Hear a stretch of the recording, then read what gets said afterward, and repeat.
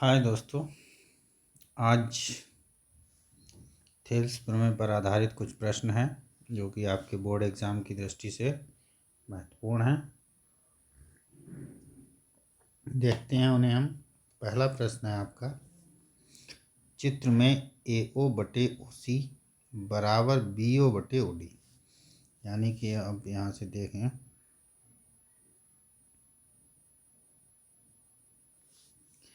AO बटे OC यानी ये AO और ये OC। तो AO बटे OC किसके बराबर है? BO बटे OD के। और ये अनुपात कितना है? 1:3 है। और हमसे DC दे दिया 1.5। DC क्या दे दिया? 1.5। तो AB का मान बताइए। देखिए, AO बटे OC हो गया और BO बटे OD हो गया, तो ये थेल्स प्रमेय हो गई। तो थेल्स प्रमेय किस में लग जाती है? समरूप त्रिभुज में। जब ये अनुपात बराबर हैं तो ये दोनों जो त्रिभुज हैं वो हमारे त्रिभुज कैसे हो गए? समरूप। तो समरूप त्रिभुज हो गए तो उनकी संगत भुजाएं भी कैसी हो गई? आनुपातिक हो गई। तो यहाँ पर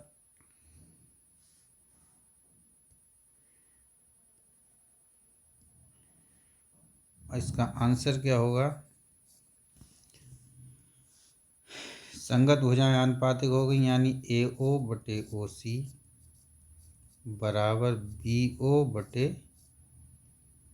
OD, ये बराबर होगा AB बटे DC के। ठीक। अब यहाँ BO बटे OD आपको 1/3 दे रखा है और DC आपको कितना दे रखा है? ये 1.5 दे रखा है। ये भी आपको बता देना है। तिरछुगुणा कर लीजिए तो 3AB बराबर 1.5। तो AB बराबर 1.5 बटे 3। दशमलव लगाएंगे और 3 पंजे 15, यानी कि AB का मान आ जाएगा 0.5 सेंटीमीटर। ठीक है। अब देखते हैं अगला प्रश्न। प्रश्न संख्या 2। प्रश्न संख्या 2 क्या कह रहा है? चित्र में त्रिभुज AHK, त्रिभुज AHK कहाँ है? ये है AHK। और त्रिभुज ABC, ये दोनों त्रिभुज समरूप हैं। ठीक है। तो जब समरूप हैं तो संगत भुजाएं आनुपातिक हो गई, संगत कोण बराबर हो गए समरूप त्रिभुज की प्रॉपर्टी से। यदि AK बराबर 10 सेंटीमीटर, AK 10 सेंटीमीटर दे रखा है, तो AK को हम लिख देते हैं 10 सेंटीमीटर। BC 3.5, ये 3.5 सेंटीमीटर CM लिख सकते हैं इंग्लिश में। HK 7 centimetre, 7 centimetre. तो AC का मान बताइए। ये AC हो गया। अब देखिए, अगर ये दोनों त्रिभुज समरूप हैं तो ये कोण तो इस कोण के बराबर हो गया, यानी HK के संगत भुजा हो गई BC। जो समान कोण होते हैं उनकी विपरीत भुजाएं संगत कहलाती हैं। तो ये दोनों समान कोण हो गए तो इनके विपरीत भुजाएं ये हो गई, यानी HK संगत हो गई BC के। ये 90 अंश के कोण है। तो 90 अंश के कोण के सामने की भुजा AB और AH, तो AH के संगत हो गई AB, तो जो शेष बचा AK के संगत हो गई CA। तो यहाँ हम आनुपातिक भुजाओं वाला जो नियम है वो लगा लेते हैं, यानी हम आंसर में लिखेंगे त्रिभुज AHK समरूप हैं त्रिभुज ABC के। तो यहाँ HK बटे में क्या आ जाएगा? BC बराबर AK बटे में आ जाएगा CA। ठीक। यहाँ से भी देख लेते हो, अगर समरूप दिया हुआ है तो ए एच संगत हो जाएगी ए बी के, ए एच संगत ए बी के, एच के संगत हो जाएगा बी सी के, एच के संगत बी सी के, और के ए संगत हो जाएगा सी ए के। तो के ए संगत हो गया सी ए के। तो यहाँ से भी आप देख सकते हैं, लेकिन चित्र से देखना ज़्यादा अच्छा है, कभी कभी यहाँ मिस्टेक हो सकती है। तो यहाँ पर ये चीज़ें मिल गई। अब क्या करना है, इसका मान लगा देना है। एच के कितना हो गया 7, बी सी कितना हो गया 3.5, ए के हो गया 10, और सी ए आपको चाहिए। ठीक है, तिरछी गुणा कर देते हैं। 7 सी ए बराबर 10 गुणा 3.5, तो सी ए बराबर 10 गुणा 3.5/7। 7 से काट दो, 7 पंजे 35.5। 10 से गुणा हो गई, 10 पंजे 50, एक के बाद दशमलव। दशमलव के बाद के ज़ीरो का कोई महत्व नहीं होता, यानी सी ए आ गया 5 सेंटीमीटर। तो आंसर कौन सा हो गया, ऑब्जेक्टिव क्वेश्चन है, तो यहाँ फोर्थ पार्ट जो है वो सही है। तो इस तरीके से आपको नंबर मिल जाएंगे पूरे के पूरे। अगला क्वेश्चन देखते हैं नेक्स्ट, प्रश्न संख्या 3। प्रश्न संख्या 3 में क्या कहा जा रहा है हमसे कहा जा रहा है चित्र में डी ई समांतर B C, D E B C के समांतर हैं, भुजा ए डी की लंबाई ज्ञात कीजिए। ये आपसे कह दिया कि ए डी की लंबाई ज्ञात कीजिए, जबकि दिया गया है ए ई 27, ये 27 सेंटीमीटर है, बी डी 10.8 सेंटीमीटर है, सी ई 8.1 सेंटीमीटर है। ठीक है, तो डी ई समांतर बी सी है, तो ये आपका थेल्स प्रमेय हो गया या बी पी टी हो गया। इसका आंसर हो जाएगा डी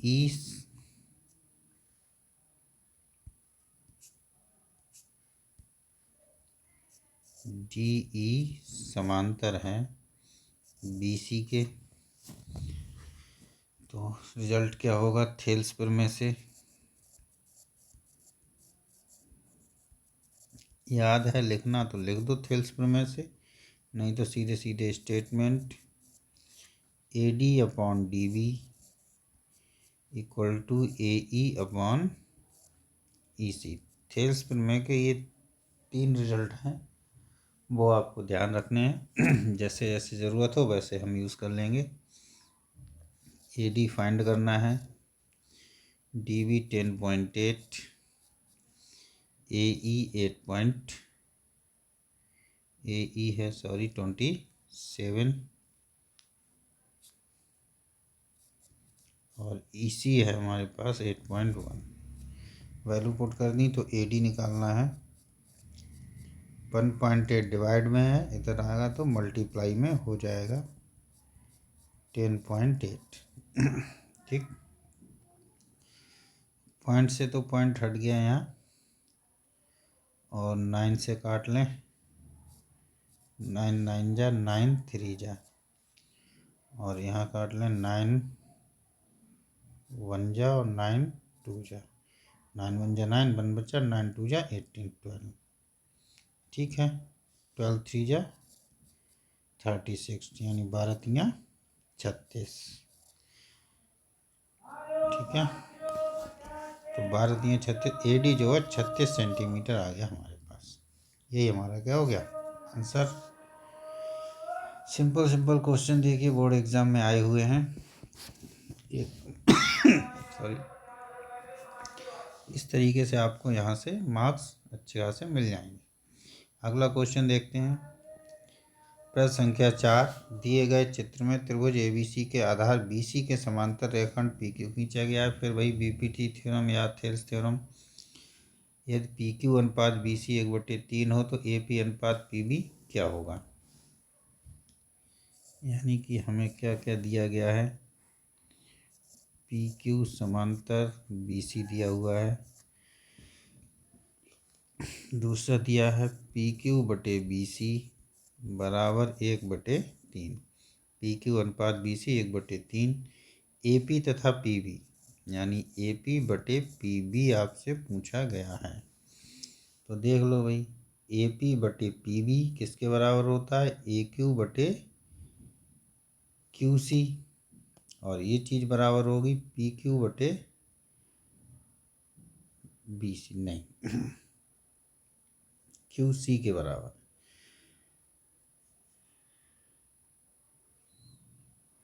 पी क्यू बटे बी सी दिया हुआ, अच्छा ये दिया हुआ पी क्यू बटे बी सी आपको दिया हुआ है 1/3 और आपको बताना है ए पी बटे पी बी। तो देखो भैया क्या करते हैं इस क्वेश्चन में हम लोग।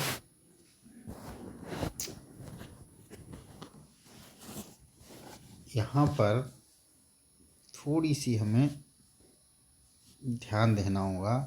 पी क्यू बटे जो बी सी है वो भुजाएं हैं, तो यहाँ पर ये जो त्रिभुज बनते हैं जब ये समांतर रेखा खींच देते हैं तो ये दोनों त्रिभुज कैसे हो जाते हैं? समरूप त्रिभुज हो जाते हैं। क्यों? क्योंकि ये पी बी के बराबर हो जाता है, क्यू सी के बराबर हो जाता है। तो किसी भी दो त्रिभुजों में दो कोण बराबर होते हैं तो वो समान कोणिक हो जाते हैं यानी समरूप हो जाते हैं। तो समरूप वाले पर यहाँ पर हम बेसिक प्रोपोर्शनलिटी थ्योरम लगा देते हैं, बीपीटी। तो यहाँ देखिए, हम ए पी बटे पी वी चाहिए हमें, तो हम यही ए पी वाली साइड के आंसर लेते हैं। पी क्यू बटे बी सी किसके बराबर हो जाएगा? ए पी बटे ए बी। छोटे वाले त्रिभुज की भुजा ए पी हो गई और बड़े वाले त्रिभुज की भुजा हो गई ए बी। और क्या होगा इसके बराबर बी पी टी से? ए क्यू बटे ए सी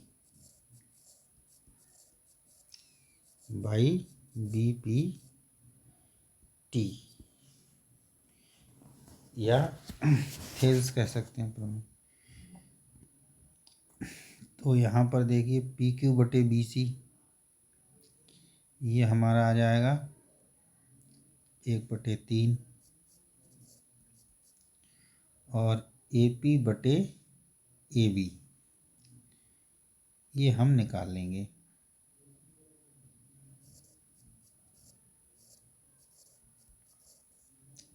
अब ए बी को हम क्या लिख सकते हैं? A P plus P B. A B को क्या लिख सकते हैं? A P plus P B. तो यहाँ हम इसे लिख सकते हैं A P plus P B. अब तिरछी गुणा कर लेते हैं। A P plus P B बराबर 3 ए पी। इधर अगर हम ए पी ले आते हैं तो 1 ए पी हमारा 3 A P minus A P, तो पी बी बराबर आ जाएगा 2 ए पी। और हमें चाहिए ए पी बटे पी बी, तो हम पी बी को इधर भेज देते हैं। ए पी बटे पी बी और 2 को इधर भेजेंगे तो बटे में ऊपर रहेगा 1। तो ए पी बटे पी बी हमारा कितना आ गया? 1/2 आ गया। ये हमारा आंसर हो गया। इस वीडियो में हम क्वेश्चन 4 ही रखते हैं। आगे के क्वेश्चन हम आपको नेक्स्ट वीडियो लेक्चर में देंगे।